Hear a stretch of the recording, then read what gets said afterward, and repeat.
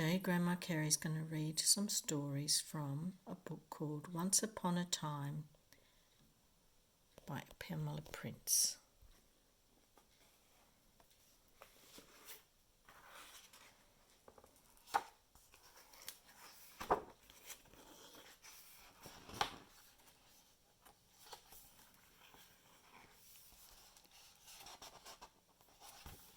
The first story is called Secrets.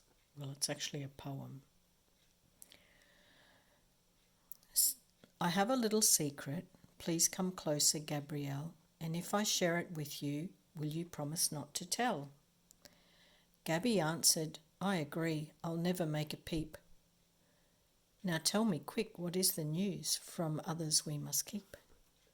Georgia whispered in her ear. Gabrielle's eyes grew wider, and she began to wonder if this secret could stay inside her.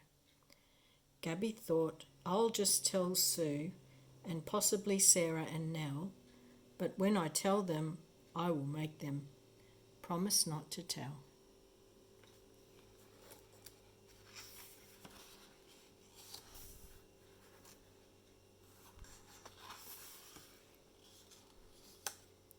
This story is called Will You Be My Valentine? On the first day of school, the teacher assigned Elizabeth the desk next to Paul's. He was really annoyed. He'd hoped that he would get to sit next to his best friend Max, and now he had to sit next to this girl instead. But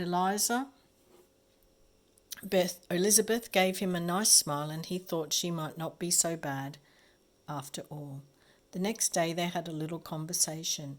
What kinds of things do you like to do? Paul asked his classmate. I like basketball or baseball games and animals and movies and taking walks, Elizabeth replied. Hey, that's what I like too, said Paul with some surprise. I got a new puppy last week, continued Elizabeth, and he's very cute. He has blue eyes just like yours. I think I'll name him Paul.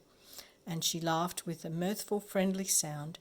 Paul blushed. No one had ever named anything after him before. When Elizabeth had trouble with spelling, Paul was happy to help.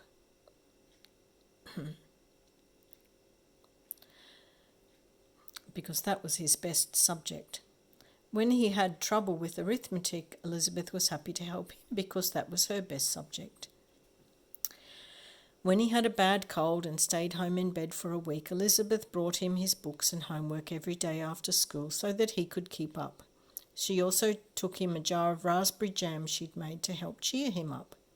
But lots of it on a thick piece of toast and drink some rosehip tea. You'll feel better right away, she advised. One day during the winter they walked home from school together. It began to snow. Paul watched a snowflake land on Elizabeth's shiny chestnut-coloured hair like a star melting in from the sky. Her eyes glistened with excitement as she watched the sidewalks turn a sparkling white. She sure is pretty, he thought to himself. And now it's Valentine's Day. Paul spent all morning cutting a perfect heart out of a thick red paper. He glued a white piece of lace onto a heart and found a Cupid's arrow made of gold foil. His big sister gave him 5 tiny roses made of pink velvet that she'd saved for a special occasion. This is a very special occasion, she said to Paul. Go ahead and put them on the valentine. They'll look positively delightful. Paul sealed up the valentine in a heavy envelope and put on his jacket and hat. He walked to Elizabeth's house to deliver it in person. You can see him ringing the doorbell, can't you? Would you like to know what his valentine said? Dear Elizabeth, I'm lucky to have a new friend like you. Will you please be my valentine? Love, Paul. And there's Paul at the door.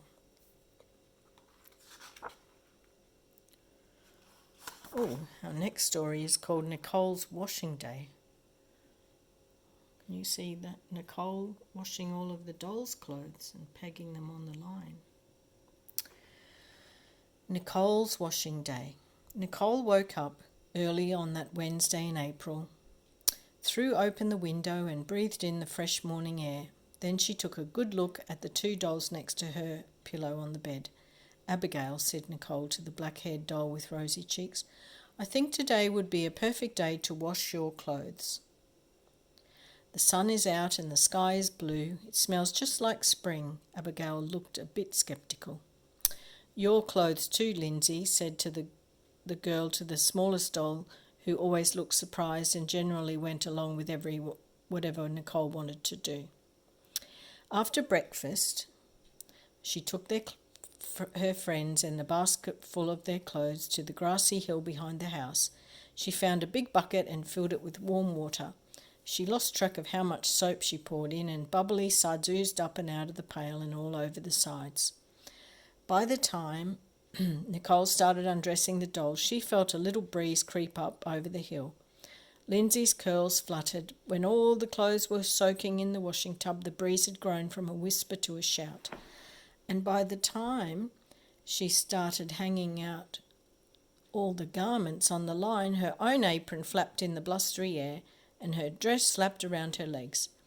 It took at least 2 clothespins to fasten every smallest doll's sock and even the tiniest little doll's blouse on the line. The miniature dolls danced from one another. The miniature clothes danced from one another, arms and legs wildly moving to the music of an unexpected wind. Nicole saw clouds crawling up behind her. Glancing up to the sky, she wondered if it might rain. "A fine day indeed to wash your clothes," complained Abigail, shivering in the cool air. The dolls didn't have anything on, and Abigail felt undignified. Lindsay didn't say anything, but looked even more surprised than usual. "I'm sorry," apologised Nicole. "You just never know about April. The weather can change so fast." And she scooped up her friends and took them into the house and wrapped them up in 2 pieces of lovely red velvet to keep them warm. She put 3 cookies on a plate and made them all hot chocolate. "I hope you forgive me," said Nicole to the dolls. "We forgive you," they graciously answered. "We're having a wonderful time now, and by tomorrow morning we'll have our clothes back fresh and clean and smelling like a fine spring day." And that's the end of that story.